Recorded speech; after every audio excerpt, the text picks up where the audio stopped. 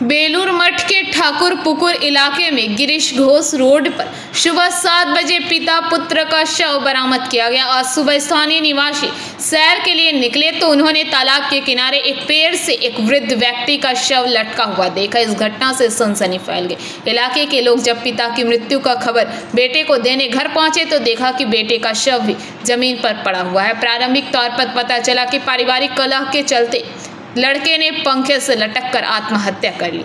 यह देखकर पिता ने भी अपने गले में एक कपड़े की रस्सी बांधकर तालाब के पास एक पेड़ से लटक गया। स्थानीय सूत्रों के अनुसार पिता का नाम सुभाष पाल और पुत्र का नाम अजीत पाल था। पिता एक निजी कंपनी में काम करता है। मां की मृत्यु 1 वर्ष पहले हो गई। पिता और पुत्र एक साथ रहते थे। बेलूर थाना पुलिस घटनास्थल पर पहुंची और पिता पुत्र के शवों को बरामद कर स्थानीय जायसवाल अस्पताल ले गए। बेलूर पुलिस ने घटना की जांच शुरू कर दी है। থাকি না, আমরা অন্য জায়গায় থাকি। শুনে কি এসে দেখলেন? আমি এসে দেখলাম যে এরকম ঝুলছে, এরকম ভাই ঘরে পড়ে রয়েছে। ভাইয়ের নাম অজিত পাল, সুভাষ পাল। দুজনেই থাকতো। মা কি মারা গেছে? মা আগের বছর মারা গেছে। এসে কি দেখছেন মর্মান্তিক ঘটনা? এসে দেখছি গাছে ঝুলছে, ভাই ঘরে ঝুলছে।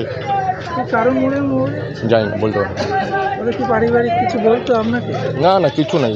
কে বলবে কাকে? দূর তোর বাবা ছেলে থাকে, আর কেউ তো থাকে তো না। ছেলে কি কাজ করছে না? অফিসে সকালে কি দেখছেন মর্মান্তিক ঘটনা? সকালে আমাদের বন্ধুর বাবা, প্রথমে বন্ধুর বাবা দিয়েছে হ্যাঙ্গিং করেছে রাত্রি 3:30 নাগাদ।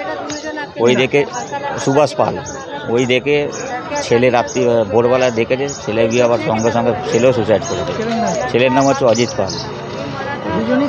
দুজনেই থাকতো, বাবা ছেলেই। না, ফ্যামিলি ম্যাটার, এবার আমরা তো বলতে পারবো না কী নিয়ে কী হয়েছে। হয়তো ছেলের সাথে রাত্রিবেলা টুকটাক কিছু ঝামেলা হয়েছে, ওই নিয়ে ভোরবেলায় বাবা করেছে, তারপরে ছেলে খবর পেয়ে ছেলেও হ্যাঙ্গিং গাছে করেছে, ছেলে করে। Bureau report, PBTV news.